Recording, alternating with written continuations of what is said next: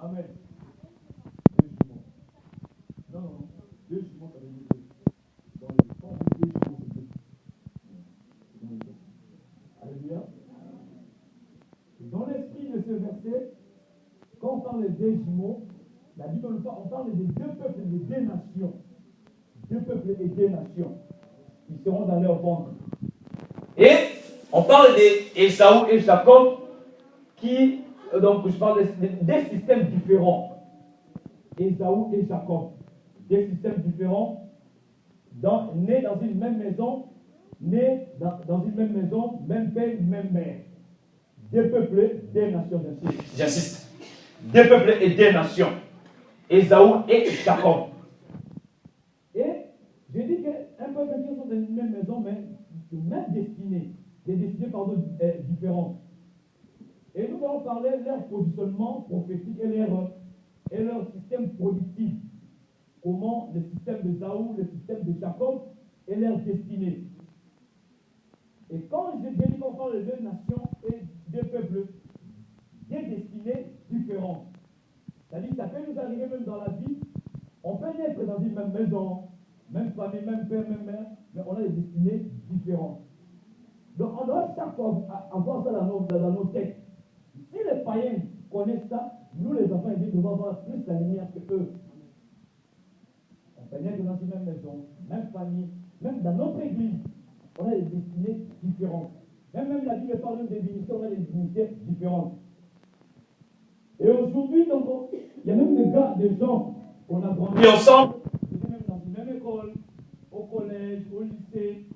Mais plus tard, l'autre est devenu ministre, président, mécanicien, l'autre s'est marié, l'autre est célibataire. C'est destinées différentes. Et alors, quand je dis deux systèmes, c'est ces deux systèmes-là qui peuvent fonctionner ces mondes. Dans ces mondes, nous avons deux systèmes qui peuvent fonctionner ces mondes, c'est le système d'Ésaü et le système de Jacob. Je n'ai pas dit que dans ces mondes, nous avons deux nations, mais nous avons deux systèmes qui peuvent fonctionner ces mondes. Et quand on parle d'Ésaü, on nous dit qu'on définit Ésaü était velu, il y avait beaucoup de poils, et on nous a chaque fois dit que Jacob était un voleur et trompeur. C'est une mensonge. Alléluia. La Bible dit que Jacob était un supplanteur. Jacob n'était pas un voleur, n'était pas un trompeur. Or, quand tu lis bien la Bible dit que Jacob était un homme correct. Alléluia. Est-ce que nous sommes des lecteurs de l'écriture de la parole? Jacob n'était pas un voleur et un trompeur. La Bible dit que Jacob était un supplanteur. Les gens qui ont là, les gens qui ont la Bible qui ont des commentaires, on explique là-bas, Jacob était un supplanteur. Courfil, Thompson, on a expliqué. Même dans le livre de la Bible de Louis II, Jacob n'était pas voleur, n'était pas trompeur, était un supplanteur. Et Jacob n'avait pas trompé son père pour avoir la bénédiction. Il avait juste payé, c'était son droit de prendre cette bénédiction auprès de son père. Alléluia. Le texte c'est qu'il le dit. L'autre, il va s'éjecter à l'autre. Le premier va s'éjecter au dernier, au plus petit. Amen. Voilà, la prophétie. Le positionnement prophétique de celui. Nous avons les trois choses: positionnement prophétique, leur destinée et leur système de productivité. Et quand on dit Ésaü, maintenant le système, positionnement prophétique, quand Dieu nous regarde des fois, Dieu ne regarde pas notre présent, mais Dieu regarde plutôt notre futur. Ton présent, tu peux être sans forme, ni éclat, ni beauté, comme on a dit dans Ésaïe 53, mais Dieu voit ton futur. Dieu voit le futur de Jésus. Jésus va être ressuscité, va sauver l'humanité. Ton présent est compliqué, n'a pas de forme, mais Dieu voit ton futur. Dieu voit comment tu seras. Et Dieu voyait le potentiel qu'il avait mis en eux. Dieu voyait en eux peut sortir un village, peut sortir une nation.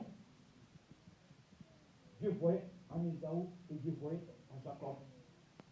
Et sur le plan de Dieu, parfois, nous disons que Dieu, pourquoi Dieu a fait ceci, Dieu a fait cela. Dieu dans son omniscience, Dieu dans sa souveraineté, Dieu la vie. Il a déjà tout destiné. Il y a d'autres gens qui vont dire que c'est Dieu qui a créé Satan. C'est Dieu qui a voulu que nous ayons des systèmes comme ça. Ces mondes sont connus avec des puissances, avec des entités. Puissance des ténèbres et puissance des lumières. C'est Dieu qui a tout prévu ça. C'est Dieu même qui savait que j'ai créé Adam et Ève et ils vont me désobéir. Ils vont toucher à l'arbre qui est interdit. Mais parfois, d'autres gens disent que non, Dieu ne savait pas. Hey, Dieu connaît toutes choses. Amen. Il connaît toutes choses. Il savait que Adam et Ève vont désobéir. Il savait que Adam et Dieu a fait tout ça pour que ces mondes soient au contrôle de ces systèmes. Et ce système, comme on peut mélanger par le système d'Ésaü, le système d'Ésaü, c'est un système faible, un vieux système. Le système d'Ésaü. Un système faible, un vieux système. Et quand on voit le système de Jacob, c'est un système fort. Un système fort, lorsque même l'histoire de Jacob n'a pas commencé maintenant. L'histoire de Jacob, ça a commencé même l'histoire de Dieu, ça a commencé avec Abraham et ça s'est accompli avec Jacob. Parce que lorsque Dieu a dit à Abraham, tu deviendras une nation. Mais ça n'a pas commencé au niveau d'Abraham. Abraham a enfanté Isaac avec d'autres enfants, avec Agar, Ismaël, avec Ketura. Mais la nation a commencé à partir de Jacob, parce que Jacob a fait 12 tribus d'Israël. La nation a commencé. Donc je vous ai dit, le système d'Ésaü, c'est un système faible, un vieux système. Et le système de Jacob, c'est un système fort, un système puissant. Ça veut dire que Dieu a commencé avec Abraham. Et c'est ça s'accomplit, cette histoire avec Jacob. Et quand on parle de système de productivité, nous voyons maintenant, Ésaü était, la Bible nous dit, était un chasseur. Et Jacob était un éleveur. Jacob était à la maison, il levait les animaux. Et Ésaü était un chasseur. Et quand on voit qu'est-ce qui caractérise Ésaü? C'est la force. Quand il tue sa proie, la Bible nous dit que ce n'est ni par la force, ni par la puissance, c'est par mon esprit. Amen. Amen. C'est ça qui caractérisait Ésaü. C'est-à-dire quand il va à la chasse, c'est rare qu'il rentre le main vide. Il tuait, il transpirait, il travaillait dur pour avoir quelque chose. Alors la Bible dit, levez-vous tôt et couchez-vous tard pour chercher les peu d'affliction. Moi, j'ai dit dans les enfants pendant leur sommeil. Le système des hommes est un système dépensif, un système de régression. En ce moment, réfléchis. Dans ta vie, tu es dans quel système? Dans ces mots, tu es dans quel système? Il travaille dur pour trouver quelque chose. Or, Jacob, lui, il a pris, on a donné juste deux animaux. Un mâle et puis une femelle. Et puis, ça va commencer à se multiplier. Or, Ésaü, quand il va, pendant le temps, ça veut dire quoi? Ésaü, c'est comme si tu lui donnes une forêt, après quelques temps, ça va devenir un désert. Or, Jacob, comme je dis, c'est un système fort, puissant de multiplication. C'est comme quand tu donnes des choses. Donc, Jacob a juste les deux choses, la sémence et le temps. C'est-à-dire, rêver dans quelques temps, tu verras, ça va devenir, ça va se reproduire. Amen. Alléluia. Amen. On a dit, il était un éleveur. C'est-à-dire, il restait à la maison. Lui, il élevait, il avait juste deux animaux. Après quelques temps, ça va commencer à se multiplier. À se multiplier, à se multiplier, à se multiplier. Donc Jacob, ce qui caractérise Jacob, c'est la production, la multiplication, l'entretien. Or, la Bible nous dit ceci. Dieu ne nous a pas appelés à la bénédiction seulement, mais Dieu nous a appelés à la multiplication. Amen. Tu peux être béni matériellement, financièrement, mais il y a certaines choses qui te manquent. Comme Dieu a dit à Abraham. Regarde lorsque Dieu a appelé Abraham. Je parle d'Abraham. Dieu a dit, Abraham, tu seras béni et élevé. Mais dans sa maison, Abraham était stérile. Alléluia. Il était béni, élevé, mais il était stérile. Il n'avait pas d'enfant.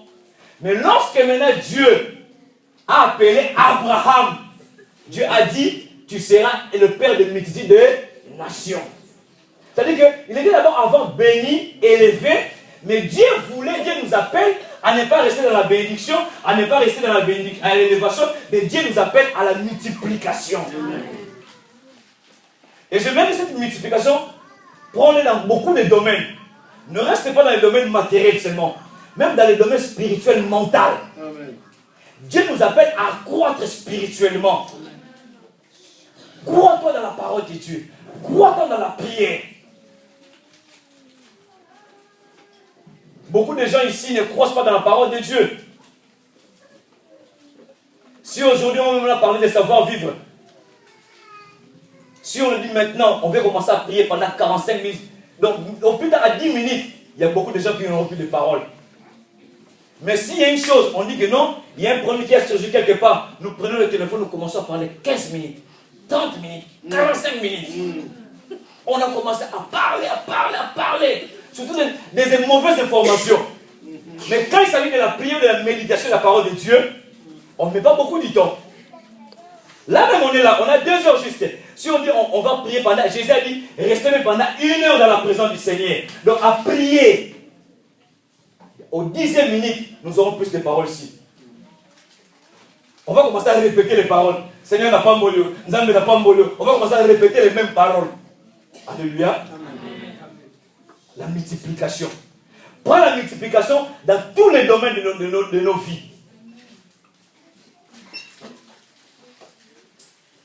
On doit multiplier beaucoup de choses, même les savoir-vivre. Multiplions les savoir-vivre, multiplions les bonnes manières. Dieu nous appelle dans tous les domaines, Dieu veut que nous soyons multipliés. Spirituel, matériel, financier. Que ton esprit soit connecté, que ton esprit s'accroît. C'est ce qui caractérisait le Daniel. Donc Dieu nous a appelés à entrer dans l'alliance. Et quand on entre dans l'alliance, comme les disciples ont dit à Jésus, Jésus, nous te suivons maintenant. Quelle est notre part? Nous abandonnons, nous toutes choses. Jésus a dit, si vous me suivez, vous abandonnez toutes choses, vous aurez au centime. Pour avoir la multiplication, pour avoir un bon système de productivité, il faut abandonner beaucoup de choses. Il a dit, abandonne beaucoup de choses.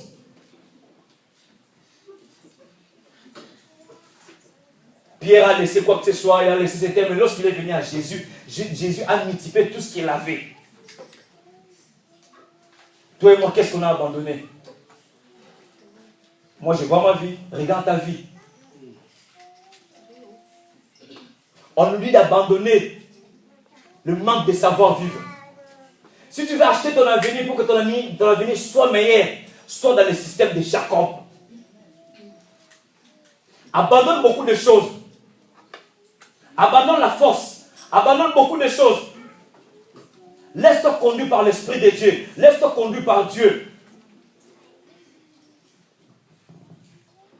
Et comme je disais, Ésaü c'est la force. Et Jacob, il travaille avec son intelligence. Il travaille avec son intelligence. C'est-à-dire que tu dois apprendre dans ta vie à compter sur les grâces du Seigneur. Apprends à compter sur les grâces du Seigneur. Et lorsque l'histoire nous parle, Jacob et Ésaü, ils tuaient tout. Et le jour de la bénédiction est arrivé pour que Dieu veuille aller au-delà. Son père veut aller au-delà. Il veut leur bénir. Et Ésaü est allé chasser les gibiers. Il n'y avait aucun animal. Et quand il est rentré, la Bible dit, il avait même faim. À chaque fois, il faisait ça plusieurs fois. Auprès de, quand il voit, des fois, il trouve l'animal, des fois, il ne trouve pas. Il vient chez Jacob, il demande que Jacob le donne. Et à un moment donné, Jacob a dit, non. Si tu veux que moi, je te donne quelque chose, en tout cas, on doit faire l'échange. On doit faire un deal. On doit s'échanger. Tu dois me vendre ton droit d'aînesse. Alléluia. Ce matin, nous allons prier que les bons Dieu nous fassent grâce. Nous allons faire les échanges. Amen. Si nous étions des Ésaü que Dieu nous fasse grâce pour nous devenons de Jacob. Amen.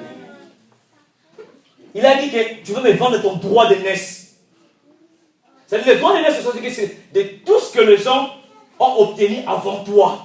Spirituellement, matériellement, financièrement. C'est-à-dire que physiquement, Ésaü était sorti avant Jacob.